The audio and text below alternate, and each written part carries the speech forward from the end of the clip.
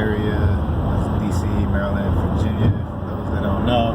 It's been a while, been mad busy working. When you run in a business, your time is always away from you, and plus a little bit of traveling.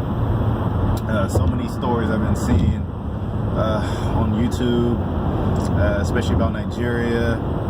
Just a lot of frustration that I have, but with frustration is opportunities to make change. I think the number one thing that I kept on seeing, I didn't know how to talk about it because I'm learning more about it. It's Sars. I guess ones in the diaspora that don't know what SARS is. This is from understanding. I think it stands for special. I can't remember the name, but basically it's a police force, a special police force in Nigeria, really Lagos, that was implemented when there was a lot of kidnappings, robberies, crimes going on in Lagos early, years ago, and they created this task force to crack down on them. Now, in the present, a lot of people feel there's no need for SARS. They're not doing anything to help the situation. Crime is, as far as like kidnappings and stuff like that, it's gone down over recent years. So what is the point for SARS? Like, it's just money just being wasted if they're even getting paid like that. The problem is a lot of these SARS members are pretty much thugs, and they go around and they harass young black or young Nigerian men or whatever for no good reason. There was recently a big case where SARS officer killed just a regular 33-year-old citizen that was watching a football game. They try to say we was looking for a criminal and they had dreads, and dreads are bad. I don't know, they were just talking foolishness, and they was trying to find a reason for this officer to shoot and kill him. The story's everywhere. I think his name is Kolade Johnson. You can look it up on Google, YouTube. I mean, there's plenty of videos on it. Then I heard about another case where it was a young lady and a man that got shot up once again by SARS. I think the young lady was 20 years old. The guy was older, but once again, just foolishness. And this continues to go on and on and on. No one seems to be, I don't know, when it comes to reprimanding these officers that do this stuff, it's not there. The justice system, from what I've learned in Nigeria, is not efficient, it's not fair, and it doesn't deter potential criminals from doing mischief. So I see this going on and on and on, and in my head I'm thinking, okay, here in the States we have an issue with police law enforcement where statistically and historically white officers go after black people, specifically black men, shoot them unarmed and kill them, and a lot of times they get off. Almost all the time they get off. I understand that part. It's just racism. What I don't understand is how officers in Nigeria, grew up in Nigeria, they harass innocent young people and think that's okay and feel good about putting on a uniform. So to them, there was a lack of training somewhere in this whole process of becoming an officer. The higher ups, I feel, encouraged this behavior, and they send out their goons to collect money, bribes, or whatever, and basically do whatever they want to do. The officers. I don't know why they're still in power. I don't know why the governor allows this to continue. we all know that really governments all across Nigeria have failed the Nigerian people, and it doesn't seem to be any end in sight of correcting these issues. So you see this stuff every day. See the killings. I heard about the army moving into I think a southeastern community and just taking over, killing people.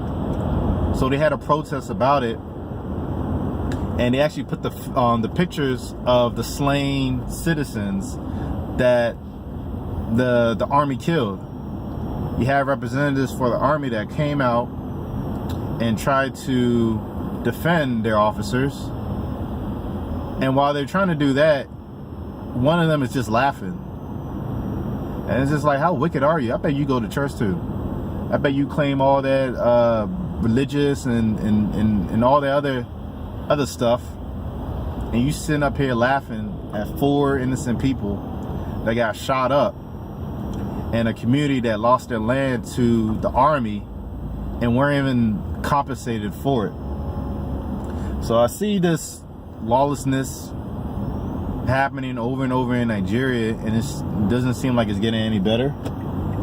It seems like it's getting worse, and it's frustrating to see that, because you know, who wants to see their country going down in the pits like that? No one. It's unfortunate that it doesn't seem to be a strong movement towards changing the climate and re-educating oneself. So I'm all about solutions, and I'm all about changing the narrative. I'm all about getting back to greatness, what we were back in the days. And it's like, what can we do? So specifically, I'm just talking to Nigerians in the diaspora that are so proud to be Nigerian. What are you trying to do to stop this violence that's going on, stop these atrocities that's going on? And please don't say you can't do anything. What plans, what thoughts have you even came up with to connect with other Nigerians from the diaspora and come up with a plan to do something to make the lives of our brothers and sisters better? What, or I guess, are you more focused on your life abroad? Because right now we got a sect of people, our people, that are hurting, and then we got another sect of people at the same time going to Nigerian parties and celebrating like there's something to celebrate on a continent right now. So I'm not trying to play, blame people or seem like I'm coming out across disrespectful. I'm just trying to put it in our face like, yo, we got to do something. We can't keep saying that we can't do anything. Like my thing is, you can't keep screaming and claiming black excellence, and then when it's a time to be excellent, you don't know what to do. Like, this shit is tired. It's like, I mean, is this how you want to live your life? You just want to, pretend that you're safe in your foreigner's country, even though they look at you as an animal. You want to feel like you're taken care of because you got your little job, even though you don't own shit. They can take that job away from you. You want to feel good about being in your house, paying those taxes. You miss those taxes, they take your house. Meanwhile, you got your brothers and sisters just suffering over there. Go back every year for vacation, just to have fun and party. Just party. Like, how long are you gonna keep doing that? Like, at what point do you grow up? You say, you know what? I want my life to be something more than just partying and eating food and dancing and liking pictures on Instagram. Like, I want to do something that moves people. instead of being online all the time. Like, we got to come together. We got to do something. We got to start making some think tanks or coming up with some ideas. I got plenty of ideas, but I can't do it by myself. And it's a shame that not enough of us are creating content that is building on intellectual stimulation and advancement. We're dead last in education. We are dead last. And as far as net worth, you know, they saying that Nigeria is the poverty capital of the world. Like, you know, I mean, guys, our name shouldn't even come up in that shit. Like, what do y'all want to do? Because I mean, I said this plenty of times, man. I'm tired of complaining. I'm tired of losing. You trying to be out here always worrying about some crimes that's being committed by government agencies and like against their own people. You know,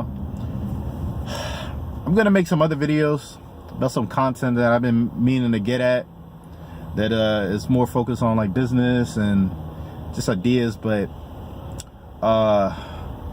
whoever's out there, Nigerians in the diaspora, they got some skills or whatever, you want to come together and form a think tank, yo, hit me up. Let's do it. Enough talk. Let's bring that action.